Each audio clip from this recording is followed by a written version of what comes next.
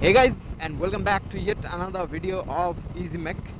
I'm Rajiv, your host and creator of this channel, and I welcome you back uh, in this video where I'll discuss about the vibrations of CB300F. As I've already discussed in the very first ownership video of my CB300F, that if you are coming from a 150cc commuter bike like FZ, Gixxer, even Hornet. Okay, so you will feel this bike a little buzzier at times because of few reasons. I'll discuss and I'll share my journey with this bike and how I overcame the vibrations and make this bike a decent bike for touring. Right out of the showroom, it's unbearable. This vibration part is coming from this fuel tank. So as you can see, this is a plastic fuel tank, and this fuel tank is not very rigid at some points. So at some points, like the tank shrouds, okay, it's a little flimsy, and those parts makes this tank vibrate a little bit. Second thing, the handlebar end weight. So the handlebar end weight is very small. I don't know why.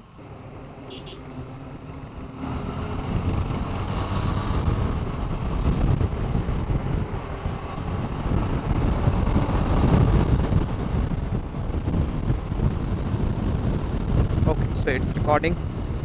Okay, off we go. So first things first, the tank shrouds here, right here, and the handlebar end balancers, and the next thing is the fuel. Another thing is the seat. So first thing that you can do, the very first thing that I have done is change the fuel from unleaded to 95 octane one. The unleaded fuel we get in India is 91 octane. Just use XP95. That will be costing 5 rupees more, and the engine will be very much smoother, very smoother. Okay, the engine will be very smooth and vibration free, and it will be rev happy, and you will also, if you ride sanely, you will also get a mileage of 1 to 2 kilometers per liter more. So there will be a win-win. So yeah, that's that. And next thing that you can do, or I would suggest you to do, is to replace the handle end balancers. So what you will do is remove the stock handle and balancers and install the Domino one. So Domino one is pretty heavy. I'll put a link right here in the corner. You can see how you can install that, and that will eliminate the buzziness from the handlebar. That definitely helps, not only in balancing, but also it helps in reducing vibration, and that's a pure win for me. Yeah, there will be a little bit less agility in city, but I'm okay with it. After a month or so, I'm okay with it, and I'll highly suggest you to do that first. Next thing that came up to my mind is to increase the comfort of this bike. So I installed a gel seat. What gel seat does is it solves the tailbore problem. What happened is when you suddenly hit a pothole, then the jerks are straight into your tailbone. The gel seat does is absorb that shock for you, and that the same thing is happening when you are riding this bike above 80 to 100 kilometers per hour. There is a little bit buzz coming out of the seats, and that get absorbed by that gel seat. It delivers a pleasant ride. So I'm not suggesting to do that, but if you are willing to do that, that may solve the buzzing from the seat, because I don't feel any buzz from the seat after I installed the gel seat. The next thing that I have done is remove these tank shrouds and install small foam pads. Okay, so if you try to rattle my shrouds here, you can see they are not moving an inch. Okay, but if you drive with your bike, if you have not done anything with this, there will be a little shake going around with these tank shrouds, so that in a particular RPM, when the bike generates the peak torque, it's 4500 RPM. Okay, so at that time any loose ends will start to rattling. So what happens is these tank shrouds creates that vibration feel, even though there is not much of a vibration, but you will feel that there is a vibration going around. So that's that. You remove these tank shrouds, install that foam pads, sticky foam pads you can get from Amazon, 100 to 150 rupees. I'll put a link down in the description. If you're interested, you can check that out and install that, and your problem will be solved. I replaced the engine oil. So I replaced from Pro Honda, and I have poured in Idemitsu IRG7. Thanks to one of my dearest friend, we got to connect from YouTube, and we are now very good friends, I would say, in Instagram. His name is Kavan. His username, I'm not aware of his full name, by the way. This engine oil not only reduced the vibration, but it's also reduced the engine heat, and the acceleration has improved, the performance has improved, everything has improved, and it's mind-blowing. At that particular cost, it's about 750 rupees, and I cannot imagine a better engine oil than Idemitsu IRG7 right now, because it feels like the engine heat, to be honest, the engine heat feels like I'm riding a FZ15, not a CB300F, because with the Pro Honda engine oil, after 1000 kilometers or so, it's unbearable. It's that heat that I can show you some parts of the engine casing, the paints that started to burn out. It's that much hitting, and it's unbearable at times. One thing, when you are replacing the engine oil, one thing that struck my mind was about the warranty, because I have already took the extended warranty for 3 more years, and what that does is you have to take your motorcycle to Honda every 6 months or so, and you have to pour in new engine oil every time.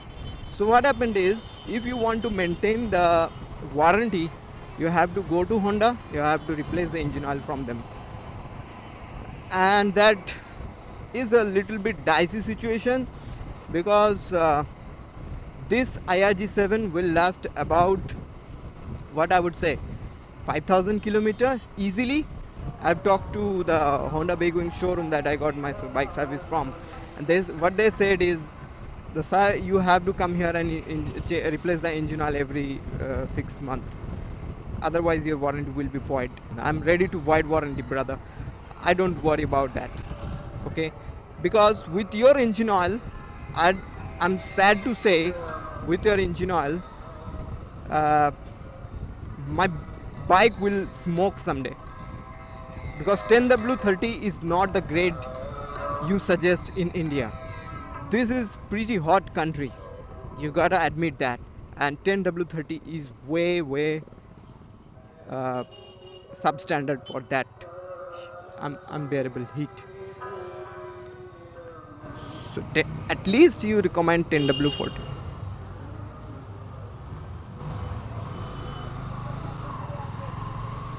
So 10W40 is a bare minimum. So I've made my mind that I will not take this bike to Honda anymore. So I have already got the alternative parts. I don't have to go to Big Wing apart from that chain sprocket that I'm currently searching for. I've already got one from Roll-On. Let's see. The next sprocket will be Roll-On, and I'll post a video about it. Now let's push this bike a little bit and test if how far the vibration I can feel. So at 86 I don't feel any vibrations.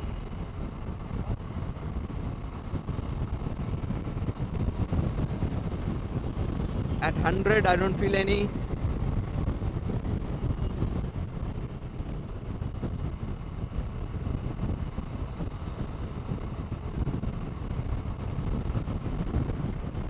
At 90 I don't feel any. The vibration is pretty much gone now, and it might not be as smooth as the CB300R, because anyway it's a liquid cooled one, okay? So you can't expect the refinement of a liquid cooled one with the oil cooled one. There will be anytime a difference. So that's that. But I would say it's 200 times better than stock. The first time I rode this bike, the vibration creeps in at 70 kilometers per hour, and it's unbearable at 100. But right now I'm riding at 80, and I don't feel like riding at 80. And the final point that I would like to point out is, ride this bike for a couple of 1000 kilometers. Like, this bike is about 10,000 kilometers. I don't know if it's with time or with kilometers that this bike becomes very much vibrations free. The more you ride it, and the more this bike becomes vibrations free, then refined. This is the nature of Japanese machines. Okay, so the more you ride it, the more becomes vibrations free and refined.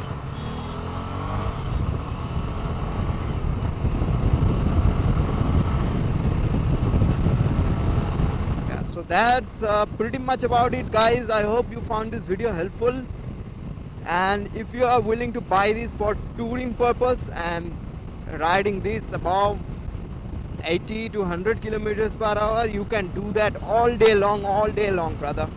Just look at the push, just look at the power. It's so crazy. And with the two suspension modified, I'm doing cornering at 120. Man, that's so silly. Crazy. At 120 there is a little bit of buzz, but you are not doing 120 all day long. Even if you are doing so, you are good to do it. Okay guys, that's pretty much about it from my end. If I missed anything, because I'm riding and commenting at the same time, and there is a lot of traffic going around, so I might miss some points that I'll put in the description. If I find anything more to be add on to this video, I'll put a pinned comment down in the comment section. Do let me know about your feelings, about your experience. If you are an owner and you face the same improvement that I have faced, do let me know. So that's all about it. If you are not subscribed to my channel yet, consider subscribing, because more such videos like this will be coming up in the channel sooner. And I'll catch you in the next one. Take care. Happy riding. Thanks for watching. Bye bye.